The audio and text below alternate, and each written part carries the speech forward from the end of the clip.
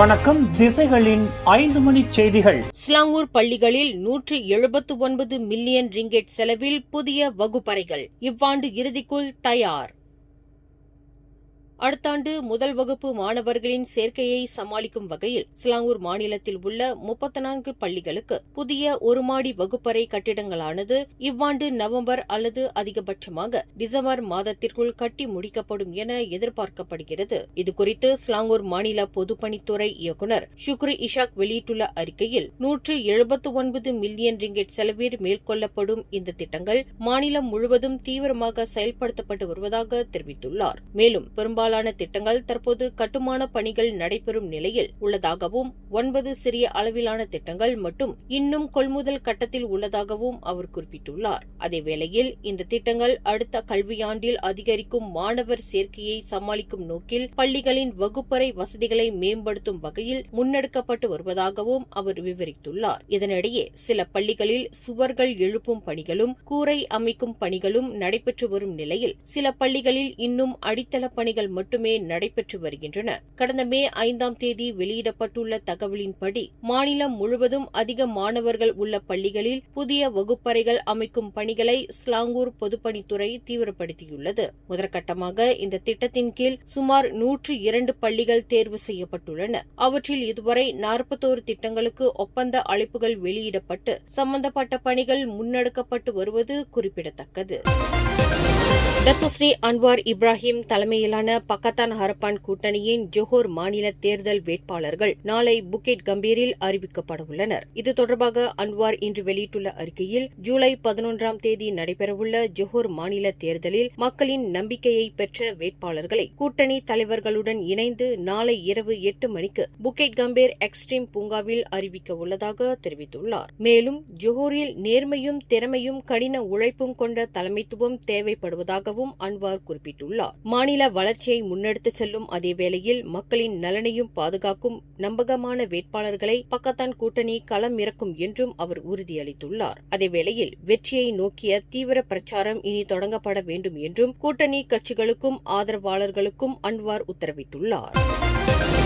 சிங்கப்பூருக்கு தினமும் பயணம் செய்து பணிபுரியும் சுமார் 4 லட்சம் மலேசியர்களுக்கு பாதுகாப்பு அளிக்கும் வகையில் வடிவமைக்கப்பட்ட ஸ்கீம் புங்கம்பாறு திட்டத்திற்கான வரைவு அறிக்கை தயாராக இருப்பதாகவும் அது எதிர்வரும் நாடாளுமன்ற கூட்டத்தொடரில் தாக்கல் செய்யப்படவிருப்பதாகவும் மனிதவள அமைச்சர் டத்தோஸ்ரீ ரமணன் ராமகிருஷ்ணன் தெரிவித்துள்ளார். இந்த திட்டத்திற்கான வரைவு அறிக்கை அமைச்சரவையின் ஒப்புதலை பெற்றுள்ளதை அவர் உறுதிப்படுத்தினார். இது தொடர்பான கலந்துரையாடல் ஆவணங்கள் மற்றும் ஒப்புதல் பெறுதல் போன்ற அனைத்து நடைமுறைகளும் நிறைவடைந்துள்ள நிலையில் இத்திட்டத்தை செயல்படுத்துவதற்கான பணிகள் துரிதப்படுத்தப்படும் என்றும் அவர் கூறினார். ஜோஹர் மக்கள் நீண்ட காலமாக எதிர்பார்த்து வந்த இந்த திட்டம் பிரதமர் டத்தோஸ்ரீ அன்வார் இப்ராஹிமின் வழிகாட்டலில் எனது மற்றும் எனது துணை அமைச்சரின் மேற்பார்வையில் மிக விரைவாக முன்னெடுக்கப்பட்டுள்ளது என்று அவர் தெரிவித்தார்.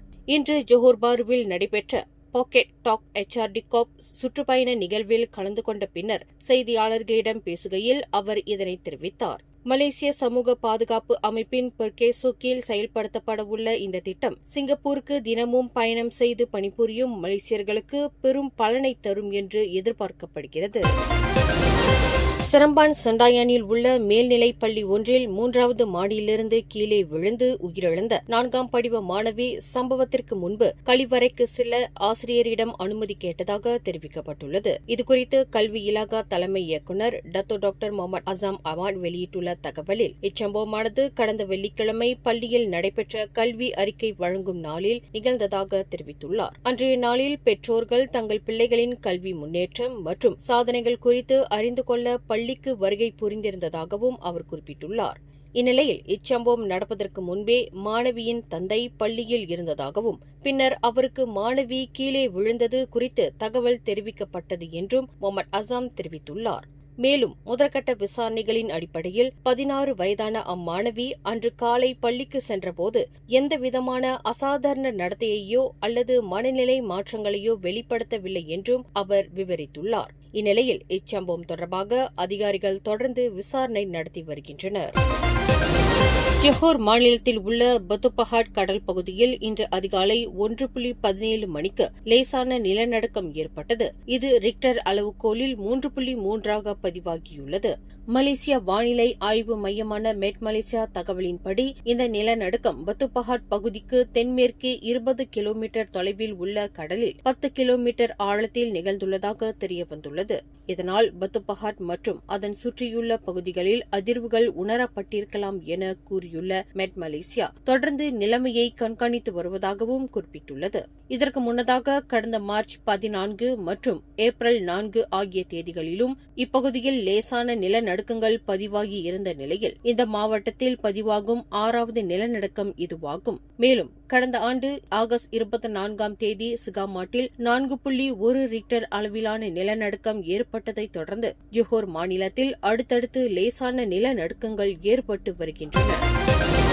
தங்கள் வீட்டிலேயே போதைப் பொருட்களை பதுக்கி வைத்திருந்த 2 சகோதரர்களை போலீசார் கைது செய்துள்ளனர். திரங்கானு கம்போங் டுயோங் பசாரில் உள்ள அவர்களின் வீட்டிலிருந்து சுமார் 1.76 மில்லியன் ரிங்கேட் மதிப்புள்ள 22 கிலோகிராம் கஞ்சா பூக்கள் பறிமுதல் செய்யப்பட்டுள்ளதாக திரங்கானு மாநில போலீஸ் தலைவர் டத்தோ முகமது கைரி கைருடின் கூறினார். கடந்த மார்ச் மாதம் முதல் செயல்பட்டு வரும் ஒரு போதைப் பொருள் கடத்தல் கும்பலுக்கு இந்த 2 நபர்களும் கிடங்கு காவலர்களாக செயல்பட்டு வந்ததாக முதற்கட்ட விசாரணையில் தெரியவந்துள்ளது. கைது செய்யப்பட்டவர்களில் 50 வயதுடைய மூத்தவர் மீது ஏற்கனவே 13 போதைப் பொருள் வழக்குகள் உள்ளதாகவும் உலகளாவிய சந்தையை இலக்காக கொண்ட இந்த கஞ்சா பூக்கள் வேப் திரவம் தயாரிக்க பயன்படுத்தப்படவிருந்ததாகவும் அவர் தெரிவித்துள்ளார். இச்சோதனையில் 1,49,000 மலேசிய ரிங்கெட் மதிப்புள்ள கார், மோட்டார் சைக்கிள்கள் மற்றும் ரொக்கம் ஆகியவை பறிமுதல் செய்யப்பட்டன. ஆபத்தான போதைப் பொருள் சட்டம் 1952 கீழ் இவர்களின் தடுப்பு காவல் மேலும் 7 நாட்களுக்கு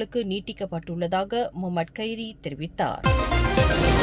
கிளாந்தான் மாநிலம் கொத்தபாருவுக்கு முதல் முறையாக தனியாக சென்ற 15 மற்றும் 16 வயதுடைய 2 இளம் பெண்கள் கடந்த 3 நாட்களாக மாயமாகியுள்ளதாக தெரிவிக்கப்பட்டுள்ளது. 16 வயதான நூர்காசே நலிஷா முகமது ரம்சூல் நஸ்ரி மற்றும் அவரது 15 வயது உறவினர் நூர் ஷசானானி ஆகியோர் கடந்த வியாழக்கிழமை பிற்பகல் கம்போங் பாலோ பகுதியில் உள்ள தங்களது வீடுகளில் இருந்து புறப்பட்டு இ-ஹேலிங் சேவையை பயன்படுத்தி கொத்தபாருவுக்கு பயணம் செய்துள்ளனர். அதன் பின்னர் இருவரையும் தொடர்பு கொள்ள முடியாததால் அவர்கள் 3 நாட்களாக காணாமல் போயுள்ளதாக போலீசில் புகார் அளிக்கப்பட்டுள்ளது. இந்நிலையில் அவர்களை தேடும் பணியில் மாவட்ட போலீசார் தீவிரமாக இறங்கியுள்ளதாகவும் பொதுமக்கள் யாரேனும் இதுகுறித்து தகவல் தெரிந்தால் உடனடியாக அருகிலுள்ள போலீஸ் நிலையத்தை அணுகுமாறு கொத்தபாரு மாவட்ட போலீஸ் தலைவர் முகமது அஸ்மீர் டமிரி தெரிவித்துள்ளார்.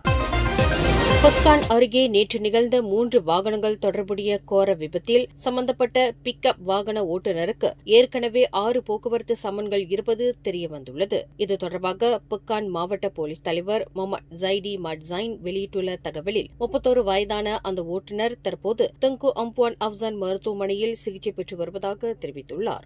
மேலும் போதைப்பொருள் பரிசோதனைக்காக ஓட்டுநரிடமிருந்து ரத்தம் மற்றும் சிறுநீர் மாதிரிகள் எடுக்கப்பட்டுள்ளதாகவும் அவர் குறிப்பிட்டுள்ளார். நேற்று பக்கான் அருகிலுள்ள குவாந்தான் சிகாமாட் சாலையின் 67வது கிலோமீட்டரில் நிகழ்ந்த இந்த விபத்தில் 3 உயிரிழந்ததுடன் மேலும் 6 பேர் காயமடைந்தனர் என்பது குறிப்பிடத்தக்கது.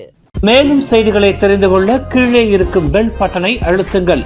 உங்கள் மகிழ்ச்சியை வெளிப்படுத்த லைக் மற்றும் ஷேர் செய்யுங்கள்.